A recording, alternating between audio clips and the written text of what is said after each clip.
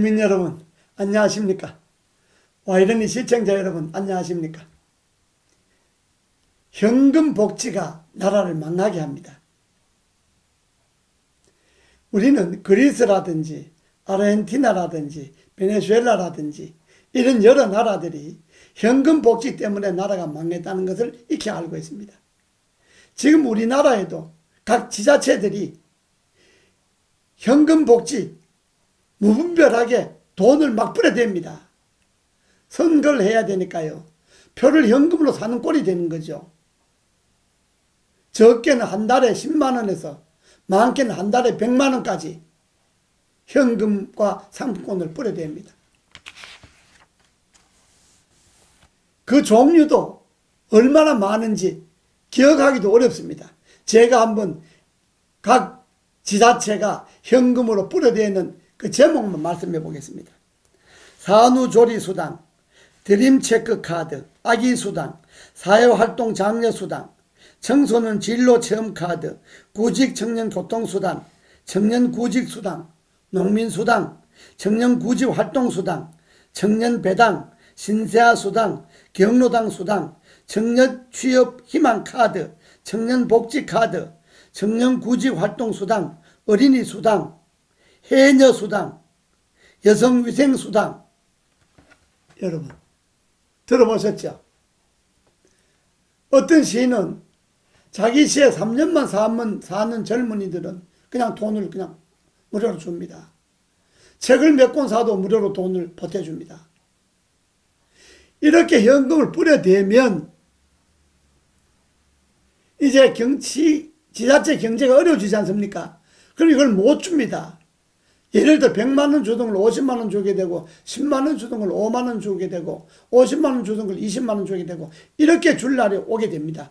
그러면 이미 이건 국민들이 동의 안 합니다. 이미 돈을 많이 받던 거 그보다 더 많이 받았던 것에 길이 들어져 있기 때문에 돈을 적게 주면 돈 적게 주는 지자체장이 완전히 능력 없는 실력 없는 그런 지자체장이 돼서 선거에 이길 수가 없습니다.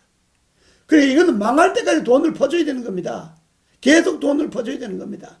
이게 나라 망친 거 아닙니까? 이 청와대와 민주당이 이런 걸 그대로 두는 것 자체가 나라를 망치는 것을 방조합니다. 그럼에도 불구하고 가계비도 올라가지요. 국가채무 올라가지요. 장사는 점점 안 되죠. 기업들은 점점 문 닫죠. 나라 전반의 경제는 점점 무너져 가는데 당장 눈앞에 선거에 대한 유혹 때문에 이렇게 돈을 막 뿌려대면 됩니까? 국민들이야 돈 많이 주면 좋아하죠. 공짜로 돈 주는데 싫어하는 사람이 누가 있겠습니까? 공짜로 돈은 더 주면 더 줄수록 좋아하죠. 그러나 지자체라든지 정부가 적절하게 나라의 미래를 위해서 큰 나라의 계획을 세워서 현금복지는 가급적인 피해고 현금복지 줄 대사이면 뭔가 일을 하고 돈을 줘야 됩니다. 가장 좋은 복지가 뭡니까? 일거리 만들어주고 그 일거리 하는 데 따라서 돈 주고 근데 일거리는 못 만드니까 현금 뿌린 거 아닙니까? 일거리 만들고 그 일거리에 돈을 줘야 되는데 일거리를 못 받으니까 현금을 뿌린 거 아닙니까? 이게 나라 망하는 겁니다. 우선은 좋을런지 모르지만은 결국 나라 망하게 되는 겁니다.